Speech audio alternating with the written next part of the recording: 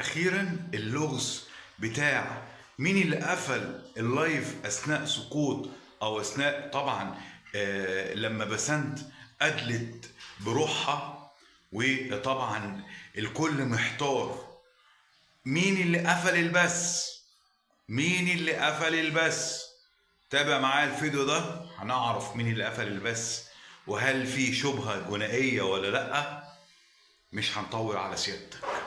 طبعا قبل ما ندخل في تفاصيل الفيديو ده ما تنساش تشترك في القناة وتفعل زر الجرس علشان خاطر يوصل لك كل جديد. مش قصتنا قصة بسنت بس، ولكن القصة مكملة معانا في أمور كتيرة جدا. يعني شفنا الدكتور اللي طبعا اتوفى وفي غموض وراء هذه الحالة. كمان في بنت برضو على طريقة طبعا بسنت أدلت بروحها برضو. فالقصة يعني الأمور فيها ملابسات كتيرة جدا، ولكن احنا من خلال تعليقاتكم في ناس يعني رايحة في سكة كده غريبة جدا. ولكن احنا في كل فيديو بنعمله بنقول فيه ان احنا عندنا صواب عظيم. الناس كلنا او الناس كلها لازم تاخده ان انت تعطر لسانك بذكر الله، لا بذكر الله تطمئن القلوب. ونصلي على افضل خلق الله سيدنا وحبيبنا سيدنا محمد صلى الله عليه وسلم.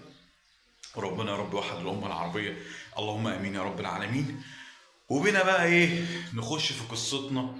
قصة مين اللي قفل البث المباشر وقت لما او لحظة سقوط بسنت سليمان. فده اللي عامل ضجة وعامل قلق وعامل حتى عندي في تعليقات في خلال الفيديو اللي فات اختلاف كتيرة في وجهات النظر في الآراء، والناس بتقول وبترد على بعضيها. في حد محترم كاتب بيقول لا ده هي انا عندي الدليل في الدقيقة معرفش كام ان هي كان في حد بتتكلم معاه بتقول له سيب ايدك كده، وفي حد ورا الموضوع ده. طبعا احنا نفينا القصه دي تماما وقلنا ان هي كانت اصلا واخده يعني عزم النيه ومكرره. هنقول لو هي مثلا ما قالتش حاجه زي كده واتفاجئنا ان هي اتوفت من خلال المشهد اللي حصل ده، هنقول في كلام وفي قصص ممكن تتقال في الحوار ده. ولكن برضو الجهات المعنيه والحكومه المصريه والشرطه المصريه طبعا عندها القدرات، وطبعا مش يعني عندها العقليه ان هي توصل ل لو الموضوع فيه شبهه جنائيه هتوصل للموضوع ده. ولكن اللي انا عايز اقطع الشك او الشك باليقين ان الموضوع يا جماعه الناس بتقول لك هو مين اللي فصل البث المباشر.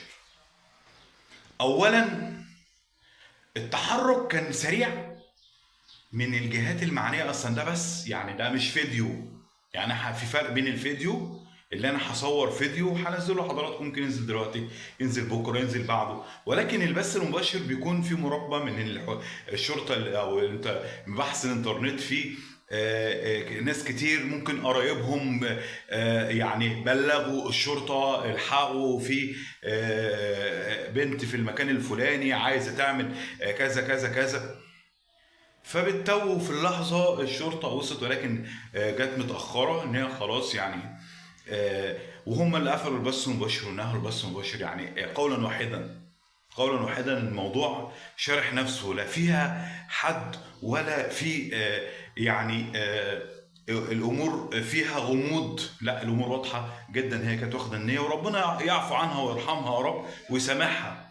لان يعني لو في شبهة احنا شفنا اكبر دليل البنات خلاص راحوا لوالدهم والامور اصبحت دلوقتي شبه مقفوله. ولكن الناس عندها الفضول ان احنا عايزين نعرف ايه السبب. كل واحد له وجهه نظر، كل واحد له وجهه نظره تحترم. يعني انت حبيبي وعزيزي المشاهد وجهه نظرك تحترم جدا جدا جدا جدا، ولكن العقل دايما بيوضح لنا امور كتير، حاجات كتير.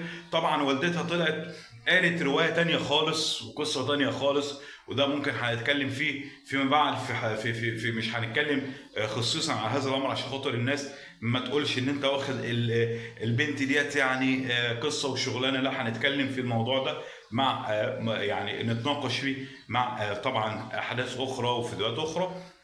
ولكن حبيت بس اوضح لحضراتكم مين اللي قفل البث، مين اللي ظهر وقفل البث المباشر.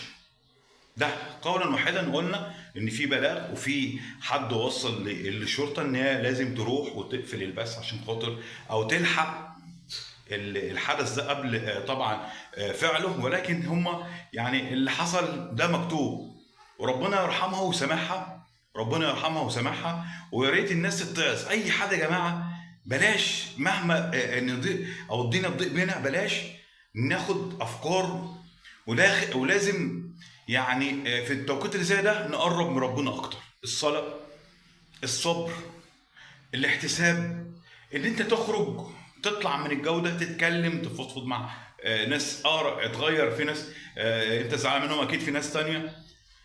ففي الاخر احنا حابين بس نوصل المعلومه دي. وانا بشكر كل الناس اللي بعتت لي في التعليقات. انتظرونا في الفيديوهات القادمه، واي حاجه انتوا عايزين تقولوها انا ان شاء الله اطلع اطرحها معاكم في الفيديوهات القادمه. يلا نشوفكم على خير ومع الف من السلامه. السلام عليكم.